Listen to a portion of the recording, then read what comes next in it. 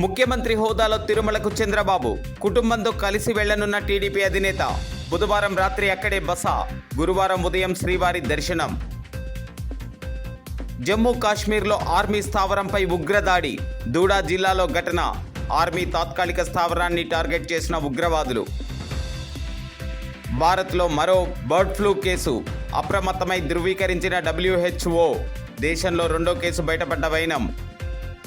వేదికపై 60 మంది. అట్టహాసంగా చంద్రబాబు ప్రమాణ స్వీకారం. భారత ఆర్మీ నూతన అధిపతిగా ఉపేంద్ర ద్వివేది. ఈ నెల 30వ తేదీన పదవీ విరమణ చేయనున్న ప్రస్తుత army chief Manoj C Pande. ఎన్నికల ఫలితాలపై వైసీపీ అభ్యర్థుల వద్ద మాజీ ముఖ్యమంత్రి జగన్ ఆసక్తికర వ్యాఖ్యలు. పోలింగ్ ముందు తర్వాత సర్వేలో కూడా ఎక్కడ వ్యతిరేకత లేదన్న వైసీపీ అధినేత. ఫలితాలు మాత్రం వేరుగా వచ్చాయని వ్యాఖ్య. 17 లక్షల శాంపిల్స్ తీసుకున్నామన్న జగన్. ఉక్రెయిన్తో యుద్ధం. రష్యా సైన్యంలోని 2 భారతీయులు మృతి. ఘటనపై భారత్ సీరియస్. భారతీయులను సైన్యంలో చేర్చుకోవద్దని డిమాండ్.